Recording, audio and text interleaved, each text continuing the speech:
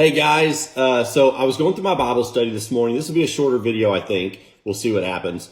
And, you go through the Bible. If you've grown up in church at all or been around, people who studied the Bible, you've heard all the stories, right? Moses and Noah and all that stuff. And like some of it seems simple and some of it seems very complicated, right? Like we've got this big book here. Mine's a little bit worn. We've got this big book here.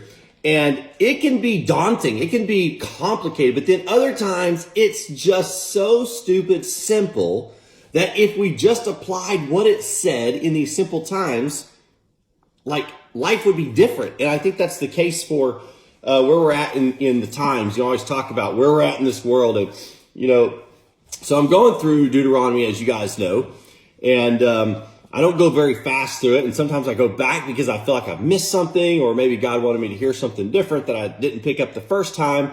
It's an allergy day, by the way. Forgive my red eyes, right? And so I'm going through chapter 5, and it's talking about Moses is delivering the 10 Commandments. And I want to go through the 10 Commandments, and you may be getting ready to swipe right now. Don't do that yet. Stay on the video, because even if you've heard them your whole life, your grandmother had them posted on her wall or whatever the case may be, just listen. This is what we need today. So he goes through, and number 1, he says, I am the Lord your God who brought you out of Egypt, out of the land of slavery. He's saying, I am the God that did this for you. Now listen, you shall have no other gods before me. You shall not make for yourself an idol in the form of anything in heaven above or on earth below or in the waters. He's saying nothing before me. You shall not bow down to them or worship them. For I, the Lord your God, am a jealous God, punishing the children for the sin of the fathers to the 3rd and 4th generations of those who hate me, but showing love to 1,000 generations of those who love me and kept my commandments. Now let's just look at that one right there about idol worship, right? Like in this time, if you look through Deuteronomy and you go further into the Old Testament, you see that so many times Baal, Peor, all these places, they had worshipped other gods. Like they felt like they were abandoned by God when he was silent, or in different times, or when things weren't going well the way they thought they would.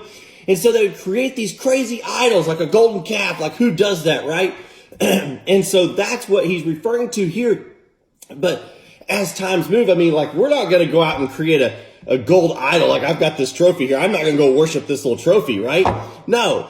But what are our current day idols? Like what are we putting before God? He says, nothing before me, right? So in your daily walk, in your daily life, like what are you putting before God, before your devotion, before your Bible study, before your prayer time, before you serve other people? Like what are you putting before?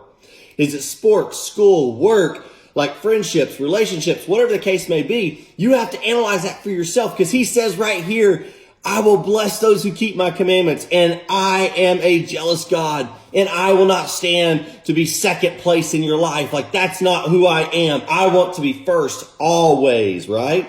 So he goes on. That's an important one. He goes on and he says, this is an easy one. You shall not misuse the name of the Lord your God, for the Lord will not hold any guiltless who misuses his name. It just simply, how many times are you going down the street and you hear someone say, oh my God, that sucks, right? Or Jesus Christ, right? It makes me cringe when I hear that. He says it so clearly. He says, don't misuse my name. Don't misuse my name. I'm not just some random word you just throw around, right? It's reverence. And so don't misuse the Lord's name. If that's something you do out of habit, I'm not judging you in any way, shape, or form, but God says right here not to do that. So that's something simple and easy that you could do right now to start changing your walk with Christ, is changing up, say something else, okay? So, and listen, we're moving on. There's some good stuff here.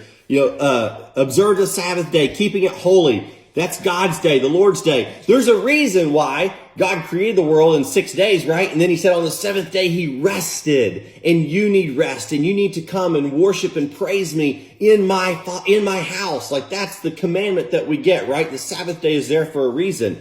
And then we move on. And this is a great one. He says, honor. This is crazy. This is really crazy for people of today's world. Honor your father and your mother. What? as the Lord your God commanded you, so that you may live long and that it may go well with you in the land of the Lord your God is giving. Listen, honor your father and mother. I don't care if they make you mad. I don't care if they ground you. I don't care if they take away your cell phone or your video game. Like, honor your father and mother. He doesn't say, honor your father and mother when they're really nice and give you everything you want, right? Like, that's a society problem that we have today, is people don't honor their mother and father. If you don't honor your mother and father, you're not going to honor anybody else either, right? Like, it's simple, right? Honor your father and your mother. And listen, I get it. There are some relationship problems in this world. Some of you have fathers or mothers who, in your mind, they don't deserve honor, right? I get that. That's hard. I get it. But the Lord says, honor your father and mother. You shall not murder, obviously. Well, we have a lot of that going on. You shall not commit adultery. It's talking about your marriages. Like, don't go cheat on each other. That's not, it's one of the 10. Don't do it. You shall not steal. If you don't have the money for it, it's not yours. You can't go and say, oh man, I really like that. I think I'll take it. No, don't steal. It's simple, right? You shall not give false testimony against your neighbor. Don't go lying on your neighbor. Don't do that. You shall not covet your neighbor's wife. You shall not set your desire on your neighbor's house or land, his masterservant or maidservant, his ox, nothing. Don't go covet. Don't want everything he has. Man, I want that so bad. I'll do anything to get what that guy's got. He says, don't do that. Be content. Be happy with what you have, right? And then he goes on to say, these are the commandments that the Lord proclaimed in a loud voice to your whole assembly there on the mountain out of the fire, the cloud, and the deep darkness. And then he added nothing more. Then he wrote them on 2 stone tablets and he gave them to me, gave them to Moses. Now then, he goes on and he says, we'll go down just a little bit here. Then the Lord heard you when you spoke to me, and the Lord said to me, I have heard what his people said to you. Everything they said was good. Oh, that their hearts would be inclined to fear me and keep all my commands always, so that it might go well with them and their children forever.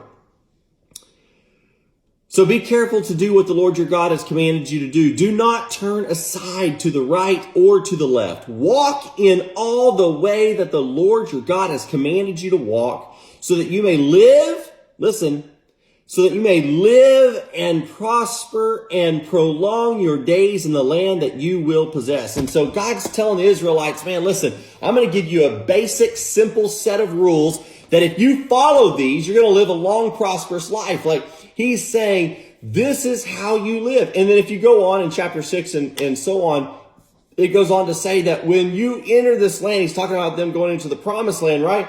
He says, when you do this and people see these commands that you're keeping and that your Lord, your God is so close to you all the time, they're going to say, what a righteous nation, what a powerful nation. People will fear you because of who your God is. And what kind of a people has these kind of commands and keeps these commands and their God is always with them. Like, they will fear you because of your God. And guys, nothing has changed. Nothing has changed in today's world. Like, these commandments, just because they're in the Old Testament doesn't mean they're obsolete. This is a basic rule of life. There's some, who's the professor out there that has the whatever rules for living, right? I mean, great rules. Yeah, I agree. There's some great rules there.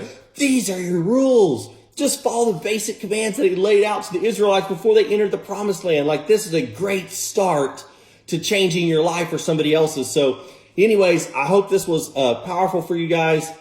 And hopefully you get something out of it. I think we're at like 500 followers right now. When we get to 1,000, we'll be able to do some live events. I'm going to bring some guest speakers on that are going to, come and share some thoughts with us as well in some of this. So it'll be pretty cool, pretty exciting. So if you haven't hit the follow button yet, hit the follow button, hit the share button, the bookmark button, tell your friends, tell your family, and let's get to that 1,000 so we can start doing some live events and really have a great time with this platform.